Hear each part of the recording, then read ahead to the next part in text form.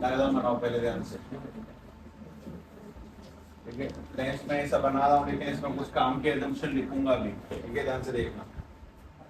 पहला medium N1, उसके बाद में कांच यानी कि N2, उसके बाद निकलने वाला मीडियम N1। ठीक है, और मोस्ट इम्पोर्टेंट ये कि मैं टॉपिक चेंज नहीं करने वाला पूरे टाइम में। बस एक हेडर डली हुई ऊपर लेंस मेकर फॉर्मूला, बस यही करूंगा, उसको बहुत ध्यान से देखें। ठीक है, ये जो लेंथ है इसकी उसको शांति से महसूस करें। देख, सबसे पहली चीज, ऑब्जेक्ट यहाँ से है तो लाइट ऑब्वियसली जाएगी। जाने के बाद में तुम्हें वो बातें सुननी है जो अक्सर लोग नहीं सुनते हैं, उन्हें सुनो। लाइट को इसी जो पहला सरफेस है यहाँ से बेंड करेंगे, सबसे पहली काम की चीज। बेंड करने के बाद में जो अपनी पहली वाली इमेज बनती है बी डैश, वो पहली वाली इमेज दूर बनेगी बी डैश, और जो बाद वाली इमेज है फाइनल वाली वो पास बनेगी बी। मैं कल तक बोल रहा था कि चीज चेंज है ना, मैं बोला था। क्या ऐसे करके लाइट लेके जाए, हल्का सा बेंड दें, नीचे मिला दें, पूरे डायग्राम को लेवल करो। मतलब इस पॉइंट से लेके यहाँ तक की जो डिस्टेंस है वो यू मानी जाएगी। यहाँ से लेके यहाँ तक की ये जो इमेज है, दिस इमेज इज बी, और जो पहली वाली इमेज थी उसको अपन लोग क्या बोलेंगे, बी डैश।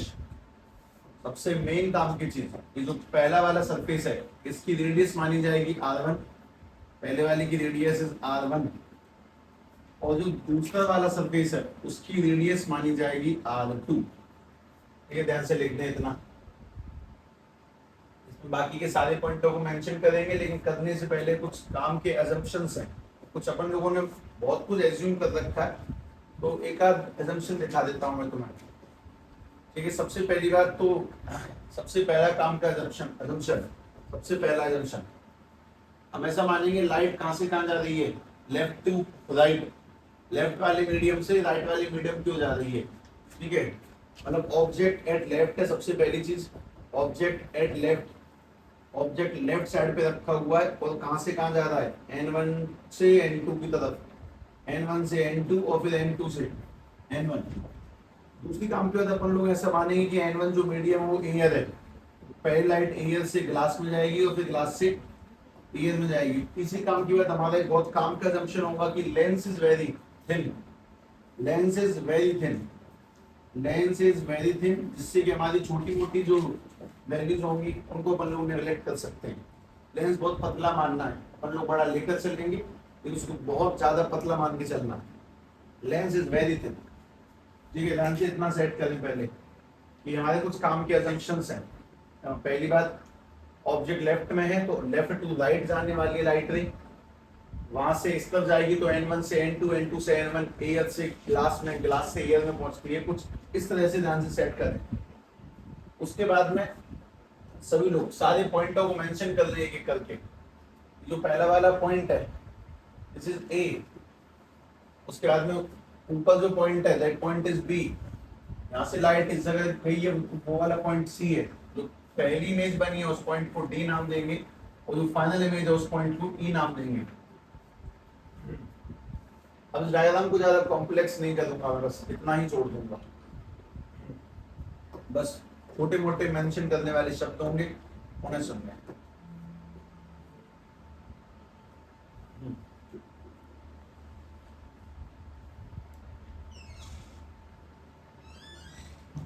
में से कोई भी कितना भी धुरंधर सही इस कहानी को एक बार में सेट नहीं कर सकता, ध्यान रखिए।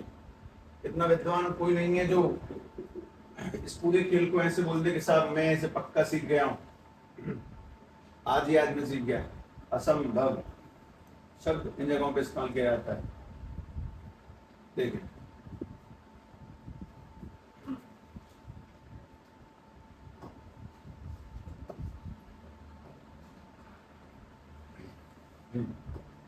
सभी को अगला काम क्या करना वो सुने।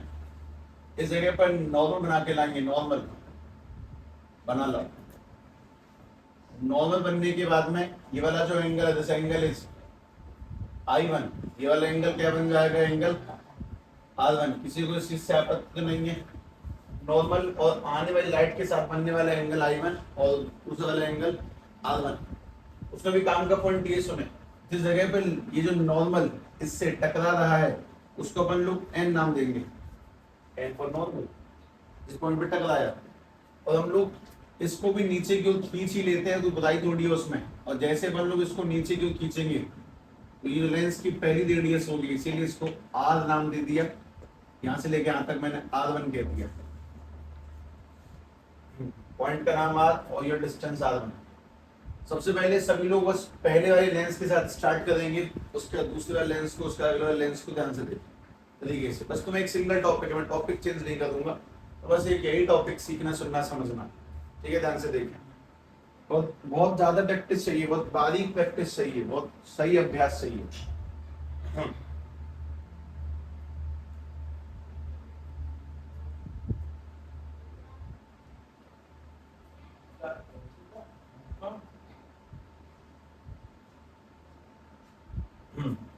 हाँ भाई लिखें, अगले पन्ने पे जाके लिखें। नहीं पन्ना तुम्हारा वही रहना चाहिए, मैं अगले पे लिखता हूँ।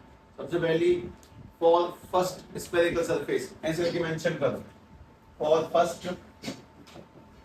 फर्स्ट स्फेरिकल सरफेस, पहली सतह के लिए और फर्स्ट स्फेरिकल सरफेस। उसके बाद में मेंशन करेंगे सभी लोग सेकंड वाले को, पहले फर्स्ट वाले को ध्यान से देखें। करने से पहले सभी लोग फिर स्ट्रक्चर डायग्राम वापस से बनाएं, एक ही सरफेस बनाओ। सरफेस बनने के बाद में अगली काम की चीज, यहाँ पर ये लाइन भी खींच दें, उसमें से आस पास जा रही है। इसमें मोस्ट इंपोर्टेंट स्टेटमेंट, साहब लाइट यहाँ पर पहुंची, मैं तुम पुराना डायग्राम दिखा दूं एक बार। ये है सीधी लाइन, ये सीधी लाइन है, ये ध्यान रखें। मतलब लाइन पीली वाली आई है फिर बेंड हुई है, लेकिन ये जो लाइन है ये स्ट्रेट है, ये सीधी है। ये जो बीच की लाइन है यहाँ पे ये सीधी मानी जाएगी ऐसे करके। मतलब मैं पीछे दिखाता हूँ, आगे दिखाता हूँ, सुनो। यहाँ पे लाइट आई, लाइट आने के बाद में हल्का सा बेंड हुई, और बेंड होने के बाद मैंने उसको ऐसे करके बना दिया है, देख लो। लाइट आई, हल्का सा बेंड हुई, और बेंड होने के बाद में मैंने उसको ऐसे करके पीछे वाले डायग्राम में बना रखा है। मैं बस इतना बना रहा हूँ। ठीक, वापस सवालों की जवाब। यह डिस्टेंस क्या दी गई है? ये डिस्टेंस क्या माननी है हम लोगों को? u। यह डिस्टेंस हम लोग क्या माननी है? v dash. यहाँ से लेके नीचे वाले पॉइंट को मैंने कुछ नाम दे रखा है, दैट पॉइंट इज r। उसके बाद में एक और मैंने चीज ड्रॉ करी है, उसके अंदर मैंने यहाँ से लेके नीचे तक एक लाइन खींची है, ठीक है? उस पॉइंट को लोगों ने क्या नाम दिया है? n। और शायद यहाँ से लेके यहाँ तक के डिस्टेंस को हम लोगों ने कुछ बोला है r1। ये वाला एंगल क्या बोला गया है? Angle I1। और ये वाला एंगल क्या बोला गया? Angle R1। चेक कर लें, बस वही बनाया है, रिपीट बनाया, बस एक हिस्सा बनाया उसका।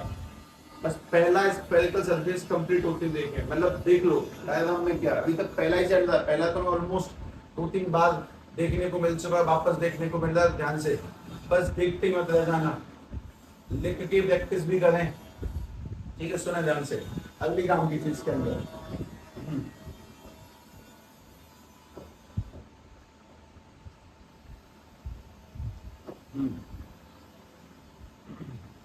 पॉइंटों के नाम बताएं। ये वाला पॉइंट क्या दे रखा है हम लोगों ने? ए। उसका ये वाला पॉइंट क्या बोला है? बी। ये वाला पॉइंट तुम्हें दिख ही रहा है, इसको आर कह रहे हैं हम लोग। ये वाला पॉइंट एन कहा जा रहा है, और इस वाले पॉइंट को क्या नाम दिया बताओ? डी है, चलो डी मान लिया। अब ध्यान से देखें, मैं तुम्हें कुछ काम के ट्राइंगल ढूंढने को बोलता हूँ, ध्यान से ढूंढना, सवाल के जवाब देना तरीके से। सबसे पहला triangle, in triangle A B D देखें, ट्राइंगल ए बी डी पहला सरफेस चल रहा है, पहली बार दूसरा चलेगा, फिर सॉल्व होगा। तो बस तरीके से बातों को निकालना है, ठीक है? और इसीलिए तो मैं लगभग 2 दिन हो चुके हैं अब तक। एक दिन वो पढ़ा है रिफ्लेक्शन थ्रू स्फेरिकल सरफेस, कल ये पढ़ा था, आज वापस इसी को पढ़ रहे हो, लेकिन आज से फुल फॉर्म में पढ़ रहे हो, क्योंकि अगर मैं तुम्हें कल ये दिखाता तो धज्जियां वैसे उड़ जाती। बताएं, एबीडी ट्रायंगल में अगर सभी लोग फोकस के साथ देखें तो ध्यान से देख के बताएं कि एबीडी ट्रायंगल में क्या प्लस क्या करके क्या बन सकता है। एबीडी देख लो,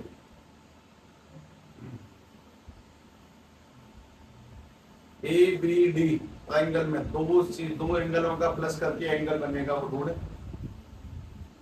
angle A plus angle D equal to में कौन सा एंगल आई, बाहर वाला एंगल, यानी कि सीधी सीधी बात है कि इसमें बन जाएगा angle A plus angle D equal to में एंगल I1। तो मैंने I1 तो निकाल लिया, हटाओ, ठीक है भाई। उसके बाद में सभी लोग वापस ध्यान से देखेंगे इन ट्राइंगल, ठीक है। ट्राइंगल का नाम बताता हूं, ट्राइंगल नाम है बी एन डी, ये वाला पॉइंट बी पॉइंट है, ट्राइंगल बी एन और डी, ठीक है। ध्यान से देख लें, ट्राइंगल बी एन डी, बताओ क्या प्लस क्या क्या बनेगा, बी ऊपर वाला पॉइंट एन नॉर्मल वाला पॉइंट और डी वो वाला पॉइंट, कौन सा प्लस कौन सा जोड़ेंगे तो क्या बनेगा, प्रैक्टिस से आएगा।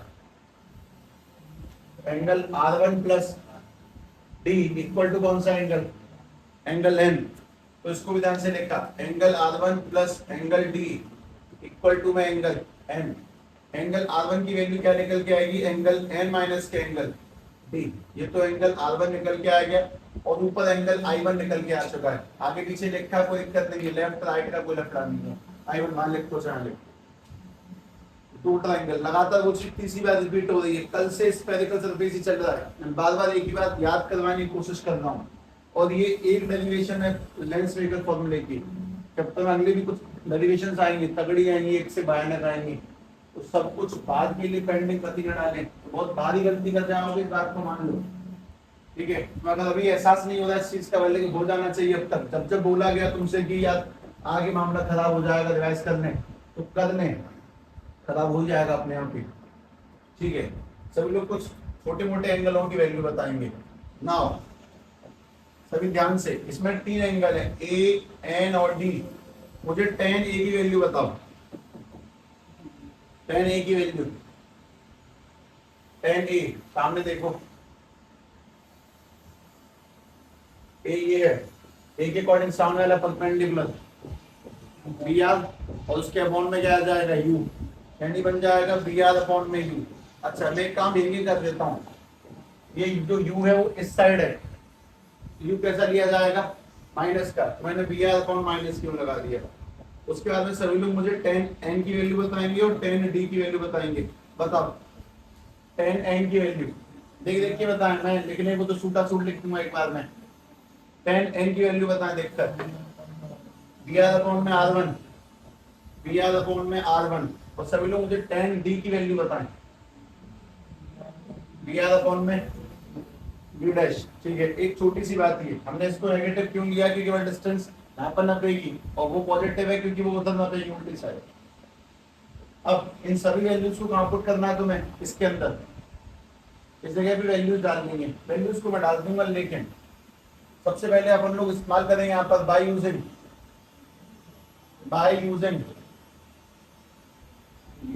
Snell's law, by using Snell's law, by using Snell's law. मशीनें बंद हो जाए तो भी दिमाग में कागज घूम रहे हैं कि हाँ कुछ कट रहा है, सुन कर रही गेट को लगाती ये वाला, ये वाला गेट लगा दे वाली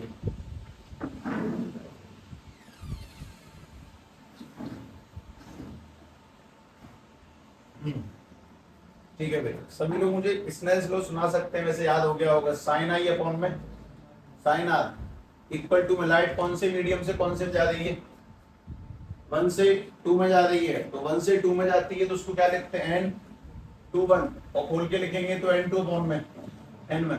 सभी लोग वैल्यू बताएंगे, एंगल आई की वैल्यू कितनी है, एंगल आई की वैल्यू a प्लस डी, बस उतना ही लिखा, angle a plus angle d, और R1 की वैल्यू कितनी है, एंगल n माइनस के एंगल d, जबकि सामने क्या चल रहा है n2 अपॉन में n1। तो मैं इसमें कुछ पुट करना है, एंगल ए की जगह पे क्या पुट होगा, बी आर अपॉन में माइनस के यू, एंगल डी की जगह क्या पुट होगा, बी आर अपॉन में बी डैश, एंगल एन की जगह क्या पुट होगा, बी आर अपॉन में R1, और डी की जगह पे बी आर अपॉन में बी डैश।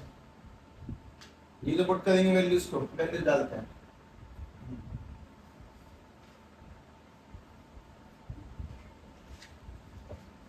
ठीक है।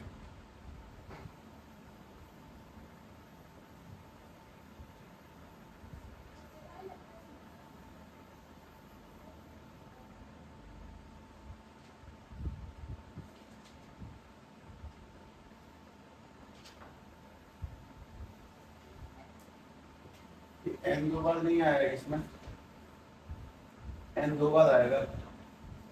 मैंने बता दे दिया क्या एंगल। हाँ वही का एंगल ले लिया वापस से, बड़ा वाला छोटे वाले लेने हैं, कल वाली से रिपीट हो गई, अभी कहीं पलट दो, बस ऊपर से पलट दें इतना, ये पलट दो बस। ये भगवान कौन है ये?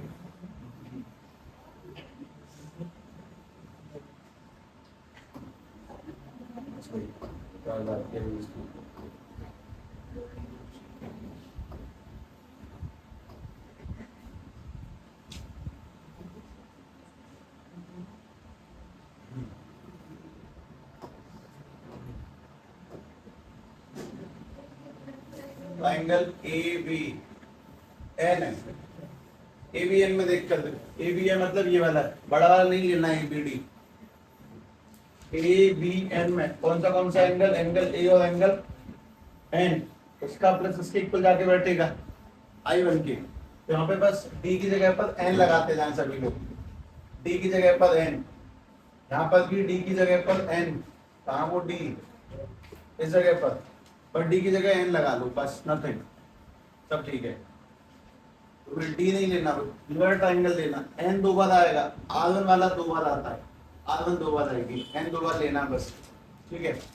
अब सभी लोग उसमें वैल्यूज पुट करें ध्यान से, एंगल ए की वैल्यू बी आर अपॉन में माइनस यू, तो यहाँ पे जब वैल्यू पुट करेंगे तो बी आर अपॉन में माइनस के यू प्लस एंगल एन की जगह पे बी आर अपॉन में आर वन, उसके बाद में नीचे एंगल एन की जगह पे बी आर अपॉन में आर वन, और एंगल डी की जगह पर बी आर अपॉन में बी डैश, और इक्वल टू में एन टू अपॉन में एन वन, मतलब एंगल ए और एन का प्लस आई वन की इक्वल, डी नहीं लगाना, इसमें से कुछ कॉमन लेकर कट जाएगा दोनों में से बी आर, तो इसमें से कॉमन लेके चीजों को काटेंगे हम लोग, मतलब दोनों जगह से बी आर काट ही तो जाता, लिखने की नीड देंगे तो वन बचेगा, यानी कि माइनस के वन अपॉन में यू प्लस के वन अपॉन में आर वन, उसके नीचे वन अपॉन में आर वन, और माइनस के वन अपॉन में बी डैश, इक्वल टू में एन टू अपॉन में एन वन।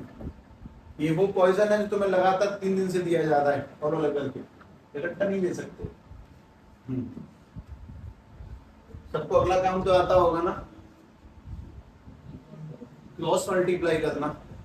जैसे अगला काम करेंगे क्रॉस मल्टीप्लाई देखते ही n1 का मल्टीप्लाई दोनों के साथ होगा, तो n1 अपॉन में माइनस की u चल रहा है, ये वाला n1 अपॉन में r1 होगा, इसका दोनों से करेंगे तो n2 अपॉन में r1 और माइनस के n2 अपॉन में b डैश।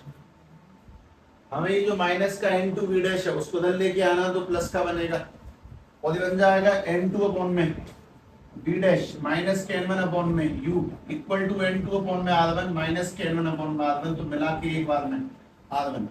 ये पहला काम खत्म हुआ, इसका नाम पड़ेगा इक्वेशन नंबर 1, इक्वेशन फर्स्ट, ठीक है।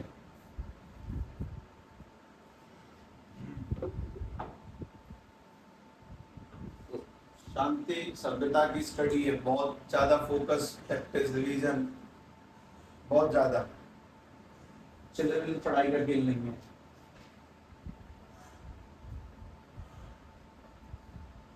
कंडीशन आ गया इसको बस यही थोड़ी हो गया कोई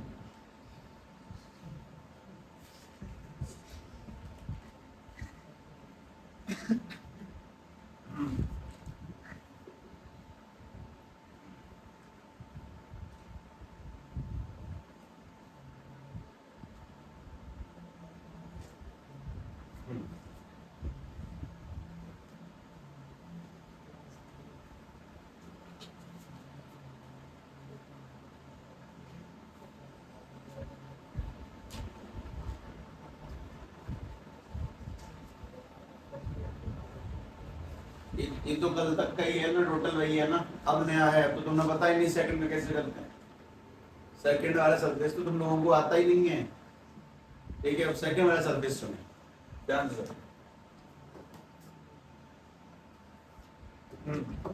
हाँ भाई, अगली अगली ये हेडिंग क्या लिखी, फॉर फर्स्ट स्फेरिकल सरफेस है ना, अब वापस लिखने हैं, for second spherical surface, for second spherical surface, second spherical surface, दूसरे वाले सरफेस के लिए काम कैसे होगा वो सुनना है, ठीक है, ध्यान से देखें। सेकंड वाले सरफेस को सभी लोग यूं बना दें, बनाने के बाद में ऐसे बनाने के बाद में ऑब्वियसली वो एक लाइन खींचे सीधी सीधी, और उसमें दो रेज बनी हुई है, मैं तो दोनों रेज दिखा देता हूँ पहले, उसके बाद ही आगे बढ़ेंगे, ठीक है, समझने ध्यान से।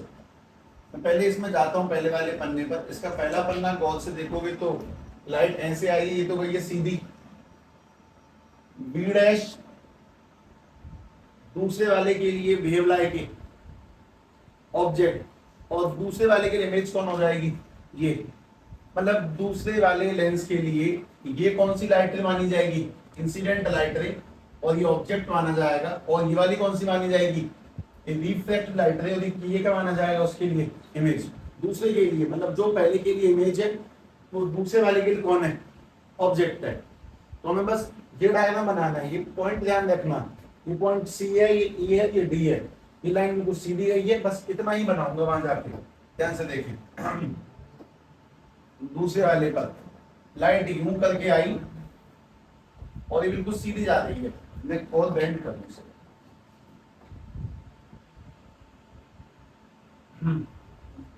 ऐसे करके, और ये बिल्कुल सीधी जा रही है आगे, ठीक है, और ये इस तरह से नीचे भी गिर गई है। तो सभी लोग ध्यान से, ये वाला पॉइंट कौन सा है, बी, ये कौन सा पॉइंट है, बी डैश। जबकि अगर मैं पॉइंटों की बात करूं कि ऊपर वाला पॉइंट क्या है, तो वो तुम लोगों ने क्या मान रखा है, सी, इस वाले पॉइंट को मान रखा है डी, और इस वाले पॉइंट क्या मान रखा है, डी, ये पॉइंट है। अब सभी को बनाने इसके नॉर्मल, और ध्यान से अपनी ये बात है, देख मैंने इसमें नॉर्मल ड्रॉ किया, इस तरह से नॉर्मल ड्रॉ किया, नॉर्मल ड्रॉ करेंगे तो नॉर्मल वाले पॉइंट को मैंने पहले वाले को एंड बोला था, तो इसको एंड नहीं कह सकता, मैं इसको एंड डैश कह रहा हूं, ठीक है। एक बात और, नॉर्मल को ऊपर से नीचे की ओर जब ड्रॉप करेंगे तो पीछे वाले पॉइंट को मैंने आर बोला था, इसको मैंने पी बोल दिया, ठीक है, पी पॉइंट कह दिया। तो यहां से लेके यहां तक की डिस्टेंस क्या बन जाएगी, R2, पहले वाले की रेडियस R1, दूसरे वाले की रेडियस R2। ध्यान से पूरा मेंशन करें प्रॉपर्ली कि डायग्राम कैसे प्रोसीड कर रहा है, और सेकंड सरफेस तुम पहली बार देख रहे हो ना, वो तो देख ही लिए, करने का तरीका टोटली सेम है, और ऑब्वियसली एक कॉमन ह्यूमन को ये चीजें पहली बार में बहुत महा कठिन लग सकती हैं, ठीक है। क्या हुआ,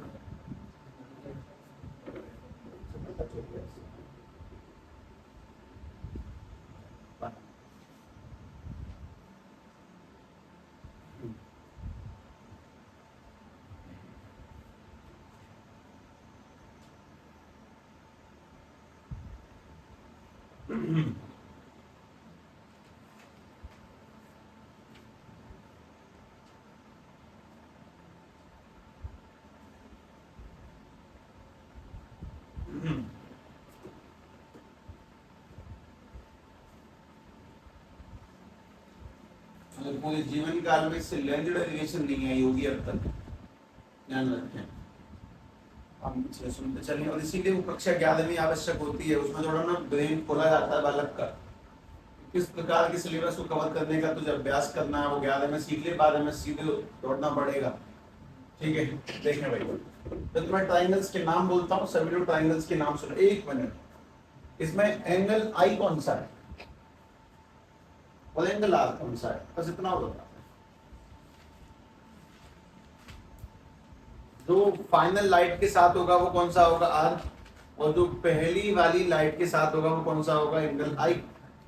तो ये जो लाइट है, ये वाली जो लाइट है वो पहली वाली लाइट है, नॉर्मल का इसके साथ में जो एंगल है that angle is I2, incident angle. Normal का इसके साथ में जो है वो एंगल I2 है।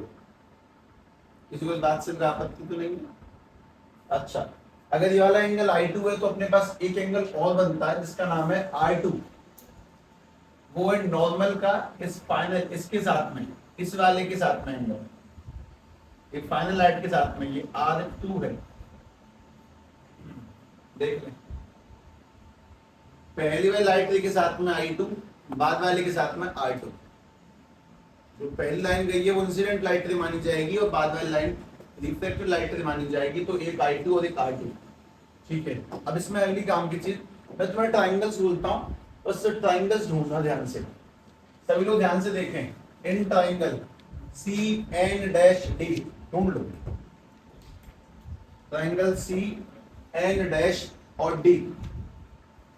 ये वैल्यू नाम अपने आप चेंज कर लेता हूं मैं, इसमें बहुत बड़ी चीज तो नहीं। कोई मुझे बताएगा कि इस CN-D में N- और D, इस बार D है, किसका प्लस किसके इक्वल होगा? CN- और D, angle N plus angle D किसके बराबर, किसके बाद है? I2 के। एक्यूरेट है एकदम, मैं उसी को सेट कर रहा हूं ध्यान से। Angle N- plus angle D is equal to में I2, इज इक्वल टू में I2। ठीक है, और वापस से सभी लोग दोबारा से मेंशन करें चीजों को। इन ट्राइंगल, ट्राइंगल का नाम देता हूं, वापस से ढूंढना, CN-E। देखें ट्राइंगल ढूंढे, CN-E, CN-E मिल गया? ये वाला ट्राइंगल CN-E किसका किसका प्लस किसके इक्वल है? एंगल N और एंगल E का प्लस, बाहर कौन है उसके? R2 पूरा वाला, यानी कि angle N- plus angle E equal to में R2, एंगल R2। हाँ, ये एंगल R2 आ गया। अगला काम tan की वैल्यूज बताते जाएं, बस खेल खत्म हो जाएगा। सभी लोग मुझे सारी वैल्यूज नीचे मिलती हैं, एक वैल्यू में tan ये N- निकालूंगा, एक E निकालूंगा, एक D निकालूंगा। ठीक है, ध्यान से देखना, सभी लोग मुझे tan N- बताएं। tan N के अकॉर्डिंग सामने कौन? CP, उसके नीचे कौन? R2, मतलब सामने CP अपॉन में R2, लेकिन R2 पीछे ना पड़ेगी तो कैसे ली जाएगी? नेगेटिव, यानी कि CP अपॉन में माइनस के R2 इधर ना पी, इस वजह से। और बाकी दोनों डिस्टेंस उस साइड है, V और V', दोनों कैसी लेंगे हम लोग? पॉजिटिव। वापस सभी लोग ध्यान से देखकर बताएं, tan E बताएंगे मुझे, tan E का आंसर, tan E का आंसर, सामने वाला CP और नीचे वाला V, यानी कि CP अपॉन में V, लेकिन इसको पॉजिटिव ही लेंगे, उस साइड है। दोबारा से tan D का आंसर CP अपॉन में V'। ठीक है, इन सारी वैल्यूज को हम पुट करेंगे, लेकिन पहले स्नेल्स लॉ का इस्तेमाल और कुछ काम की चीजों के साथ। तुम्हें जीवन में जिस पल पर ऐसा लगेगा कि तुम्हें तो सब कुछ आ गया, उस पल पे तुम कुछ ना कुछ नया देखते जाओगे। देखें, हाँ भाई, by using Snell's law, by using Snell's law, अगर हम लोग स्नेल्स लॉ का इस्तेमाल करें तो सीधी सीधी बात ये कि हम लोग जानते हैं बेसिक तौर पर कि साहब साइन I अपॉन में साइन R और इक्वल टू में। ये बताओ कि तुम कौन से मीडियम से कौन से में जाने की बात कर रहे हो फिलहाल? 2 से 1 में। अगर 2 से 1 में जाएंगे उसे कैसे लिखेंगे? N1 खोलेंगे कैसे? N1 अपॉन में N2। मैंने उसको N1 अपॉन में N2 खोल दिया, और N1 अपॉन में N2 खोलने के बाद में वैल्यूज पुट करते हैं। एंगल I की जगह पे क्या डालेगा? N- प्लस D, और R की जगह पे N- plus E, same to same वैसे ही रिपीट करना। ठीक है, हाँ यहाँ पे दोनों प्लस में, पीछे एक आदमी माइनस में था, पर कोई दिक्कत नहीं है। Angle N- plus angle D, और नीचे वाला angle N- plus angle E, और इक्वल टू में N1 अपॉन में N2। हाँ भाई, सभी लोग वैल्यूज पुट करवा लें, क्रॉस मल्टीप्लाई करेंगे, नहीं करूंगा, तुम्हें कुछ नहीं करना। N- की जगह पर माइनस के CP अपॉन में R2, और D की जगह पर CP अपॉन में V', यानी कि माइनस के CP अपॉन में R2 और प्लस के CP अपॉन में V'। उसके नीचे वापस से N' की जगह पर माइनस के CP अपॉन में R2 और E की जगह पर CP अपॉन में V, और इक्वल टू में N1 अपॉन में N2। तो वापस पता अगला काम CP कटेगा, कॉमन वॉमन 1 बचेगा। ठीक है, मैं CP ऐसे काट देता हूँ, माइनस के 1 अपॉन में R2 प्लस के 1 अपॉन में V', उसके नीचे माइनस के 1 में R2 प्लस के 1 में V और इक्वल टू में N1 में N2। इस डेरिवेशन को कराने का एक रीजन और बता देता हूं तुम्हें, है जरूरी है वो जानना। किसी हिस्से में लिखा है चैप्टर की मैप में ऑप्टिकल इंस्ट्रूमेंट लिखे हुए हैं, वहां ऐसी लगातार 2-3 बातें आई थी। खैर देखें, अगला काम क्रॉस मल्टीप्लाई, प्रॉपर्ली पूरा शांति से देखें, शांति से क्रॉस मल्टीप्लाई करेंगे तो N2 का दोनों से किया, N2 का जब इससे करेंगे तो बनेगा माइनस के, N2 का जब दोनों से किया, N2 का जब इससे करेंगे तो माइनस के N2 अपॉन में R2 और N2 का जब इससे करेंगे तो प्लस में N2 अपॉन में B डैश। अच्छा ये वाला आदमी वहां चला जाएगा मल्टीप्लाई होने और इसको वहां भेजेंगे N1 के साथ में, तो माइनस के N1 अपॉन में N2 अपॉन में N1 पे भेजा, हाँ N भेजा, N1 अपॉन में R2 और इसको भेजेंगे तो N1 अपॉन में V, N1 अपॉन में R2 प्लस के N1 अपॉन में V। वापस से ट्रांसपोज लगाना है, ट्रांसपोज। ये प्लस के N2 को जब उधर लेके जाएंगे तो बनेगा माइनस के N2, माइनस के N1 को यहाँ लाएंगे तो प्लस का N1।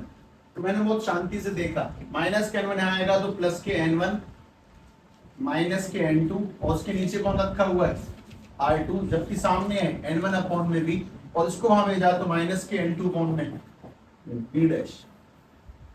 Equation number 2। ये फॉर्मूला तुमने शॉर्ट डेरिवेशन में सीधे लिख दिया था, मैंने जो ड्राइव किया, कंप्लीट ड्राइव किया, अब लिख सकते हैं। इतने पन्ने वाली हो गए।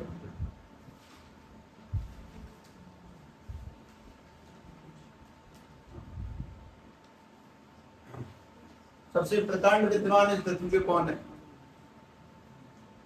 जिसने जीवन में कभी प्रैक्टिस नहीं करा, पेपर में अपने आप बना के लिख आया टू डेरिवेशन एकदम लिख के? क्या बुद्धि होगी उसकी? ऐसा कोई नहीं है। अभी रिसेंटली जब जेईई मेंस का रिजल्ट आया तो एक बालक के मेंस में परसेंटेज थी 99.6, बेचारे का कहीं एडमिशन नहीं हुआ। आईआईटी से छोड़ो, सरकारी कॉलेज में, प्राइवेट कॉलेज में कहीं एडमिशन नहीं, किसी ने नहीं दिया। बोर्ड में 74% रह गए, मिनिमम 75 चाहिए ना, इस वजह से, क्योंकि बोर्ड ये सब मांगता है हाई-फाई के। अब वो एक साल दोबारा रिपीट करेगा 12th। अब पहली क्राइटेरिया होगी कि 12th में नंबर कम से कम 75-80 से ऊपर जाए, तब जाके एलिजिबल है। अब ये शॉर्ट डेरिवेशन मैच करना है, यही लिखा है शॉर्ट डेरिवेशन में। शॉर्ट जो सबसे पहले करी है वो शॉर्ट थी, फिर कल करिए 50%, बस एक हिस्सा ड्राइव किया, आज दोनों करता हूं मैं, देख लें ध्यान से।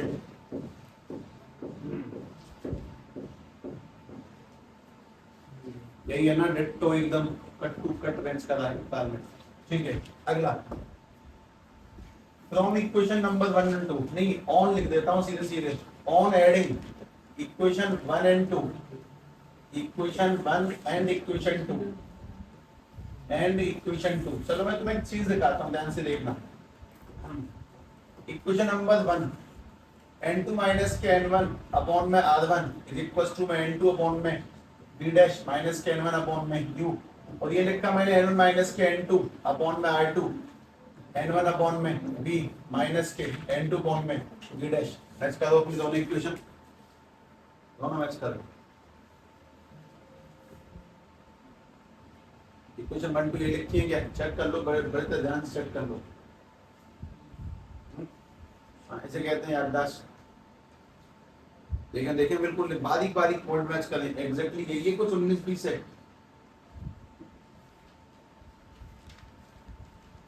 क्वेश्चन नंबर 1 2 इन्हें ऐड करना, ठीक है, ध्यान से देखें। जब इन्हें अपन लोग ऐड करेंगे, ऐड करने पर एक चीज जो कट गई वो कौन सी है? n2 v डैश या n2 v डैश कट गया। अपने पास जैसे ही वाला आदमी कटेगा, कटने के बाद में हमारे सामने जो जो बचा वो देखें। एक बचा n1 अपॉन में v, एक बचा n1 अपॉन में u। सामने जो चल रहा है वो है n2 माइनस के n1 अपॉन में r1, और यहाँ पे चल रहा है प्लस में n1 माइनस के n2 अपॉन में r2। तो मैं इसमें से माइनस कॉमन लेना है, किसमें से लेंगे? सामने कौन है, n1 है, तो मैं n2 को सामने रखूं क्योंकि n1 डिवाइड में आता है, पीछे वाले में माइनस कॉमन लें 2 वाले में से, जैसे माइनस कॉमन लेंगे बनेगा n2 माइनस के n1 अपॉन में r1 माइनस के n2 माइनस के n1 अपॉन में r2, इसमें से n1 कॉमन लिया 1 अपॉन में v माइनस के 1 अपॉन में u। हाँ भाई वापस कुछ कॉमन आ सकता है, इस साइड कुछ कॉमन आ सकता है n2 माइनस n1, और जिस दिन अपन लोग n2 माइनस n1 को कॉमन निकालेंगे ब्रैकेट में 1 अपॉन में r1 माइनस की 1 अपॉन में r2 इक्वल टू में n1 1 अपॉन में v माइनस के 1 अपॉन में u, इसमें एक आदमी जो डिवाइड में जाएगा उसका नाम है n1, और जिस दिन n1 डिवाइड में जाएगा उस दिन वो कुछ ऐसा दिखेगा n2 अपॉन में n1 माइनस के n1 अपॉन में n1 ब्रैकेट में 1 अपॉन में r1 माइनस के 1 अपॉन में r2 1 अपॉन में v माइनस के 1 अपॉन में u, n1 से n1 काटा तो n2 1 माइनस के 1 अपॉन में r1 माइनस के 1 अपॉन में r2 इक्वल टू 1 अपॉन में v माइनस के 1 अपॉन में u। This is lens maker formula,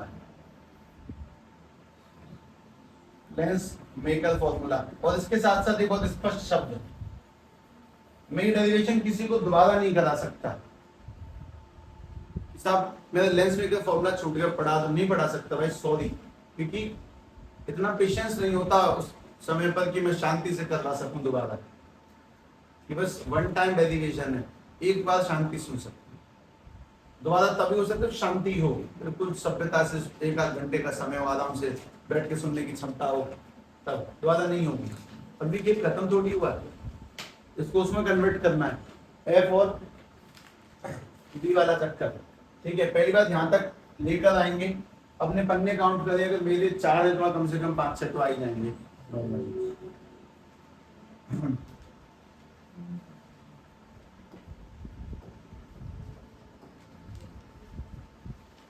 हर बात गहराई से लेना सीखें, मैं कह रहा हूँ आगे खेल और अच्छा हो जाएगा, जो रिवाइज करने वरना फायदा नहीं है, वाकई में अच्छा हो जाएगा। और आगे कोई बहुत वर्षों का समय नहीं है, कल बस देखें। सबसे पहली चीज, अगर ऑब्जेक्ट इंफिनिटी पे रखा है तो इमेज क्या बनती है भैया, फोकस पे। और दूसरा केस, अगर ऑब्जेक्ट रखा है फोकस पे, इमेज क्या बनती है इंफिनिटी पे, तो मैं ये वैल्यूज यहाँ पे पुट करनी है। तुम जैसी वैल्यूज को वहां पर पुट करोगे तुम्हें कुछ बातें समझ में आएंगी, सब सामने वाले में कोई चेंज नहीं लेके आएगा। n21 माइनस के 1 ब्रैकेट 1 अपॉन में r1, फॉर्मूला यही है, लेकिन इसको नीचे करके दिखाएं, r2 1 अपॉन में पहले वाले केस के अकॉर्डिंग b की वैल्यू क्या होनी चाहिए f, और u की वैल्यू क्या होनी चाहिए इनफिनाइट। 1 अपॉन में इनफिनाइट की वैल्यू 0, अपने पास में ये बनेगा n21। फॉर्मूला तो ऊपर खत्म हो चुका है, ये तो बहुत इंपॉर्टेंट काम है तो करके आना ही है, मतलब ऊपर तक का खेल अलग है, ये आसान काम है। 1 अपॉन में f, इसकी वैल्यू मिल चुकी है 1 अपॉन में f। अगर वापस से रिपीट करेंगे तो दोबारा रिपीट करने पर इस पूरे को सेम लिखेंगे, n21 माइनस के 1 अपॉन में r1 माइनस के 1 अपॉन में r2, उसके बाद में 1 अपॉन में इनफिनाइट माइनस के 1 अपॉन में f। तो इस बार n21 माइनस के 1 की जो वैल्यू है 1 अपॉन में r1 माइनस के 1 अपॉन r2 की जो वैल्यू है माइनस के 1 अपॉन f आएगी, इसकी वैल्यू माइनस के 1 अपॉन f आएगी। कुल मिला के बात ये कि इन दोनों की वैल्यू 1 अपॉन f या माइनस के 1 अपॉन f है, तो प्लस के 1 अपॉन f कब लेंगे जब कौन सा लेंस होगा कॉन्वेक्स, तो माइनस कब लेंगे फोकल लेंथ जब होगा कॉनकेव। और कुल मिला के बात ये कि इस लेंस मेकर फॉर्मूले को यहाँ से देखते हुए मैं इस वैल्यू को रिप्लेस कर दूंगा 1 upon f is equals to 1 upon v minus के 1 अपॉन u से। ये तुम्हारा वो फॉर्मूला तुमने कभी क्लास 10th में पढ़ा होगा पर कभी सोचा नहीं होगा कि ये आता कहाँ से है, तुमने आज पहली बार देखा कि ये डिराइव कहाँ से होता है। मेन फॉर्मूला यही है, तुम्हारी डेरिवेशन यहाँ तक रोकनी होती है, यहाँ की कार्यवाही जो समझाती फॉर्मूला कहाँ से बना, ठीक है वो भी देखिए। तो ये 10वीं है, बाकी सब ऊपर गया तरीके से देखते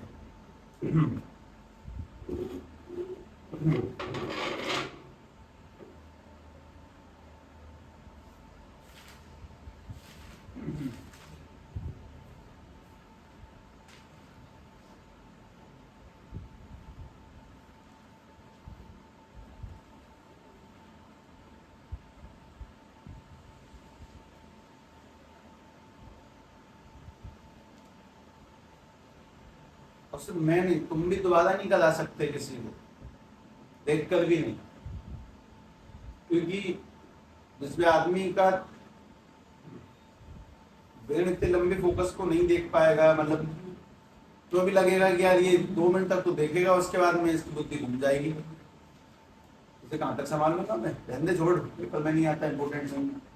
सबसे इम्पोर्टेंट है ये डेरिवेशन। अपने हिसाब से बताना, अपन लोगों ने कितनी डेरिवेशन करी टोटल, मैथ्स में के फॉर्मूले में कितने पढ़ा पार किए टोटल? 3। सबसे पहला पढ़ा, सबसे छोटा पढ़ा, स्फेरिकल सरफेस पहला, उल्टा दूसरा जोड़ दिया बस। अच्छा, दूसरा पढ़ा अपन लोगों ने कल, एक सरफेस ड्रा किया था, दूसरे को लिखा था सिमिलरली और वापस सॉल्व किया। तीसरा ये वाला पढ़ा। खुद सोचें कौन से में नंबर कटने की कोई गुंजाइश ही नहीं है, इसमें वो नंबर कहाँ काटेगा, क्यों काटे, किस जगह काटेगा, 2 से 3 पन्ने में जाके कहानी सिमट में आएगी, वो क्यों करेगा ऐसा खेल, हर बार डायग्राम अलग अलग बनाओ। लैंग्वेज क्या चाहिए, कुछ कर दे भाई, बहुत है, हल्की फुल्की तो लिख ही रहे ना भाई यूजिंग वगैरह, यहाँ पे नंबर कटने की कोई गुंजाइश नहीं है। सब मैंने बीच वाला हिस्सा कर लिया, वो टीचर के मूड पे डिपेंड करेगा। तो मैं 4 नंबर दिए, 5 में से 3.5 दिए, 3 दिए, और सब पहले वाले मूड पे डिपेंड करेगा। मूड डिपेंड करेगा तो 2, 2.5, 3 नंबर मिलेंगे, पूरे मिल सकते हैं, ना भी मिले, और यहाँ कोई मूड पे डिपेंड नहीं करेगा, माहौल है कि कंप्लीट ही मिलेगा 100%। वो प्रैक्टिस से आएगा ऑब्वियसली, फॉर्मूला एकदम एक्यूरेट जाके मैच कर गया, ठीक है, आगे बढ़े। बहुत छोटी छोटी बातें होता है, इसका इस्तेमाल करते हैं, ठीक है, ध्यान से देखें। पॉइंट नंबर, अच्छा वैसे अगला बोलना है क्या उसमें आगे,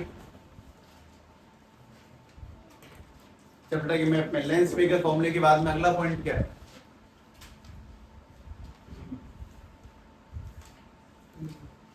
प्रिज्म, वो नहीं पढ़ना तुम्हें पहले, उसके बीच में कुछ गैप लाइन वो है, कुछ ध्यान से देखना तरीके से, गैप फिलिंग करते हैं। सबसे पहला अपने पास में टॉपिक है, इसका नाम है combination of lens. Combination of lens, एक तो ये जानना है, ठीक है, उसके बाद में कुछ आगे सुनना है, वो सुन। अपने पास में अगर पहला केस देखने का मौका मिलेगा सबको, पहला देखें, आगे बाद में देखेंगे। ये कौन सा लेंस है? कॉन्वेक्स। और दोनों लेंस एक दूसरे के पास पास चिपका के रखे गए जानबूझ के, क्योंकि कोई गैप नहीं है, दोनों की फोकल लेंथ अलग अलग है। ये इसकी फोकल लेंथ है f1, इसकी फोकल लेंथ है f2। और सीधी सीधी बात ये कि अगर यहाँ से इमेज बनेगी तो पहले बनेगी, पहले वाले लेंस से वो कहीं यहाँ बना देगा, और दूसरा वाला लेंस इस इमेज को यहाँ जाके बना देगा, ठीक है। ये ऑब्जेक्ट डिस्टेंस है u, ये वाला डिस्टेंस है इसकी है b डैश, और फाइनल जो डिस्टेंस है वो b है। मेरा सवाल है तुमसे कि बताओ इन दोनों लेंस की फोकल लेंथ क्या मानेंगे? अगर इसकी 10 है, इसकी 20 है, तो टोटल क्या माना जाएगा? एक की फोकल लेंथ 10 है, एक की फोकल लेंथ 20 है, तो कुल मिला के फोकल लेंथ क्या मानी जाएगी? 30। गलत जवाब है। फोकल लेंथ ऐसे निकलती है, सब एक की 10 है, एक की 20 है, तो 30 हो जाएगी। गलत, 30 नहीं होती, ठीक, अलग अलग हो सकती, घट सकती है, बढ़ सकती है। और ये तो मैंने दोनों कैसे लिए फिलहाल, कॉन्वेक्स लिए है ना। मेरी दिमाग की कल्पना तो अभी सवालों में जाएगी, लेकिन फिलहाल बस ऐसे बोल देता हूँ। सवाल ये भी हो सकता था, एक कॉनकेव है, दूसरा कॉन्वेक्स है। अब बताओ, अगर इसकी फोकल लेंथ अपने पास 30, इसकी फोकल लेंथ 40, तो नेट फोकल लेंथ क्या मानी जाएगी? ऐसा कुछ सीखना तो बस पहला वाला सीखिए, इसकी नीड नहीं है। पहला वाला ही खतरनाक फील्ड है, ये तो बहुत इजी निकल जाता है, सवाल से बढ़िया जाता है। ये ध्यान से देखें, मैं ड्राइव कर सकता हूँ, ड्राइव करता हूँ। पहले वाले लेंस की फोकल लेंथ क्या है? f1। दूसरी फोकल लेंथ क्या है? f2। पहले वाले के लिए ऑब्जेक्ट यहाँ पे रखा है u पर, इमेज क्या बन रही है b डैश पर। दूसरे वाले लेंस के लिए ऑब्जेक्ट कहाँ रखा है? b डैश पर, इमेज क्या बन रही है? u पर। तो मैं ड्राइव करता हूँ, ध्यान से देखना। ये तो बहुत 3 से लाइनों का डेरिवेशन है, हालांकि तो मैं आंसर बता देता हूँ। फोकल लेंथ निकालने का तरीका 1/f net = में 1/f1 प्लस के 1/में f2। बहुत से लोग तैयार है भैया मुझे डेरिवेशन नहीं देखनी, मैं तो खुश हूँ जगह पर। फोकल लेंथ ऐसे निकलती दोनों लेंस की, 1/f करके जोड़ दो, बन जाएगी। इसका एग्जांपल जैसे कि मैंने तुम्हें बोला कि भाई ये वाला लेंस है 20 सेंटीमीटर और ये वाली फोकल लेंथ है 30 सेंटीमीटर की, तो नेट फोकल लेंथ क्या होगी? तो निकालने का तरीका 1/20 प्लस के 1/30। दोनों कॉन्वेक्स है ना, इसीलिए प्लस लग गया। अगर एक कॉन्वेक्स एक कॉनकेव होगा तो एक प्लस एक माइनस, दोनों कॉनकेव होंगे तो दोनों माइनस, इसलिए मैंने वो कॉनकेव कॉन्वेक्स दिखाया नहीं, एक ही केस देखे हैं, वो सब समझ में आ जाता है। ठीक है, 20 और 30 का एलसीएम बताएंगे, कुछ शायद 60 होगा। 20 से 60 कटेगा 3 बार, 3 से 60 कटेगा 30 से 60 2 बार, यानी कि 5/60। 5 से 60 काटेंगे तो 1/1 में 12, और पलटेंगे यहाँ से कितना आ जाएगा फोकल लेंथ का 12 सेंटीमीटर। फोकल लेंथ जितनी कम होगी लेंस उतना ज्यादा पावरफुल माना जाता है, जितनी कम फोकल लेंथ उतना ज्यादा पावरफुल लेंस। अगर सभी को याद आ जाए तो बहुत बढ़िया रहेगा। अगला पॉइंट ही है, ए पॉइंट तो ये था, बी पॉइंट ये है power of lens. Power of lens, power of lens का मतलब है किसी भी लेंस की फैलाने की ताकत और मिलाने की ताकत कितनी ज्यादा है। ठीक है, इसको लिखवाने से पहले सभी लोग दो लेंस बनाएं, एक ये मोटा सा लेंस और एक बिल्कुल बारीक सा पतला सा लेंस। दोबारा से, एक हैवी सा लेंस कॉनकेव लेंस मोटा सा लेंस, और दूसरा ये कॉनकेव पतला सा लेंस। इन चारों लेंसों में काम की बात सुने, अगर मैं इस वाले लेंस में लाइट रे लेकर आता हूँ मोटे वाले में और यहाँ पतले वाले में, तो मोटा वाला लाइट रे को बहुत दूर जाके मिलाता है, जबकि पास वाला लाइट रे को यहीं के ही मिला देगा। कौन ज्यादा पावरफुल? पतला वाला, जो अपना काम अच्छे से कर रहा है। मोटे वाले को इतनी डिस्टेंस लगती है उस लाइट रे को मिलाने में, तो कमजोर है, वो संग के संग मिला देगा, वो पावरफुल है। सेम टू सेम ये कॉनकेव है, डाइवर्स करने का काम है इसका, ये लाइट रे को बहुत कम फैला पाता है, जबकि ये जो पतला वाला लेंस है ये लाइट रे को इतना ज्यादा फैला देगा। सीधी बात है कि लेंस जितना ज्यादा पतला होगा उतना ही ज्यादा पावरफुल होगा। तो तुमसे बेसिक पूछे कि एक फोकल लेंथ तक 20 सेंटीमीटर, एक 40 सेंटीमीटर, कौन सा स्ट्रॉन्ग है? 20 वाला। जिसकी फोकल लेंथ कम है वो लेंस उतना ही ज्यादा स्ट्रॉन्ग माना जाता है। और इसीलिए अपने पास में पावर का फॉर्मूला क्या निकल के आता है? 1 में एफ मीटर में, अगर कोई मीटर में पूछे, और अगर कोई सेंटीमीटर पूछे तो आंसर क्या बन जाएगा? 100 सेंटीमीटर अपॉन में एफ। सीधी सीधी एक बात और आएगी कि पावर की यूनिट नाम तो सुना ही होगा, डायोप्टर। ठीक है, और पावर अगर पॉजिटिव है तो सीधी बात है कौन सा लेंस है? Convex lens. और पावर अगर नेगेटिव है तो कौन सा लेंस है? Concave lens. हम लोग जब भी चश्मे के नंबर बताते हैं किसी को कि मुझे इतने नंबर का चश्मा है, वो पावर ही होती है। अब किसी का नंबर माइनस में है तो कॉनकेव लेंस है, किसी का नंबर प्लस में है तो कॉन्वेक्स लेंस है। ठीक है, हम पावर समझाते हैं, और जिसकी पावर कम होगी उसकी फोकल लेंथ ज्यादा होगी। फोकल लेंथ इज उल्टा टू द पावर, ध्यान रखें। अभी भी अगला पढ़ा, इसी में सी पॉइंट सुनो। ये सब न्यूमेरिकल के लिए इकट्ठी होने वाली चीजें हैं, छोटी छोटी, सबसे मिलके सवाल बनेंगे। कॉनकेव के साथ कॉन्वेक्स मिला दिया जाएगा, मिरर मिला दिया जाएगा, 2-3 सवाल देखने से सिस्टम सेट हो जाता है उसमें।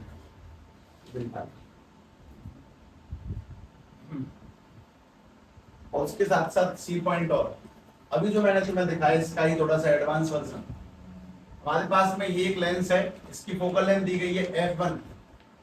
एक और लेंस है, इसकी फोकल लेंथ दी गई है f2। लेकिन बात ये कि इस बार पास पास नहीं रखे हैं, चिपक के नहीं रखे हैं, इनके बीच में डिस्टेंस है d। अब बताओ कि नेट फोकल लेंथ कैसे निकलेगी? अब लेंस पास है तो सिंपल जुड़ जाएगा 1 में f1 1 में f2, लेकिन अगर लेंस के बीच में गैप है सीधे सीधे नहीं जुड़ता वो, तो मैं ड्राइव भी नहीं कर पाऊंगा। बस तो फॉर्मूला बताऊंगा, याद रखना। फॉर्मूला बहुत सिंपल सा ही है शायद, 1/f नेट इक्वल टू 1 में f1 प्लस के 1 में f2। दोनों लेंस कितने डिस्टेंस पे रखे गए हैं? t डिस्टेंस पर। तो जो फोकल लेंथ निकालेंगे, मतलब प्लस तो सही किया, दोनों पॉजिटिव चाहिए, माइनस के d अपॉन में f1 है। दो से ज्यादा तुम्हें मिलेंगे नहीं इकट्ठे, तो तुम्हें 3-3 लेंस देकर पागल नहीं करेगा। बिल्कुल क्लोज है तो 1/f1 1/f2, उनके बीच में गैप है तो माइनस के d अपॉन में f1 f2। अगर दोनों कॉन्वेक्स हैं, दोनों प्लस में आएंगे, दोनों कॉनकेव हैं, दोनों माइनस में आएंगे। एक कॉनकेव एक कॉन्वेक्स है, एक पॉजिटिव और एक नेगेटिव आएगा। इस चीज को ध्यान से पहले लिखें।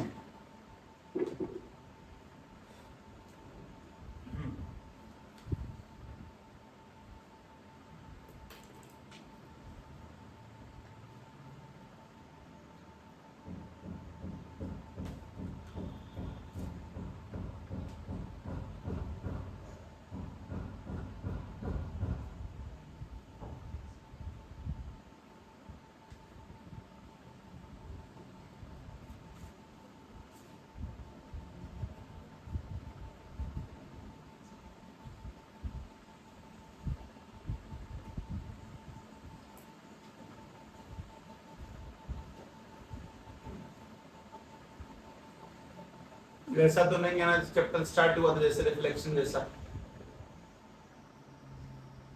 चीजें अच्छी उठ गई ना, बहुत अच्छी उठ जाएंगी।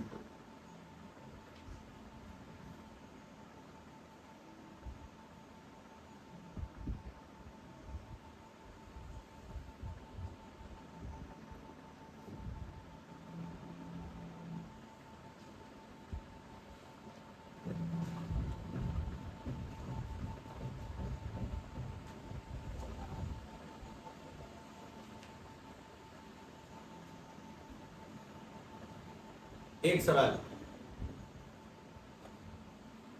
क्या तुम्हारी मेमोरी इतनी है जो चीजों को याद कर सके? नहीं तो प्रैक्टिस करें, उससे याद होगी, देखने से याद नहीं होंगी। मतलब मैं साफ कह रहा हूँ, लेंस मेकर फॉर्मूले की डेरिवेशन तुम ऐसा सोच कर जाओ कि यार मैंने एक बार देखा तो था, कर लूंगा पेपर में, तो झूठ तुम अपने आप से बोल रहे हो, असंभव है। जब तक कम से कम 4 5 6 बार बिना देखे नहीं करेंगे तब तक बात नहीं बनने वाली है। ठीक है, और मोस्ट इम्पोर्टेंट है, जब पेपर में लेंस मेकर फॉर्मूले आएगा ना लिखकर, तो 100 में से 2 लोग होंगे जो कर रहे होंगे, 98 लोग दांत दिखा रहे होंगे। वो इस बात से संतुष्ट हो रहे होंगे कि यार सिर्फ मुझे थोड़ी आता है, किसी को नहीं आता, सबके नंबर कटेंगे। अरे तेरा नुकसान है वो देख।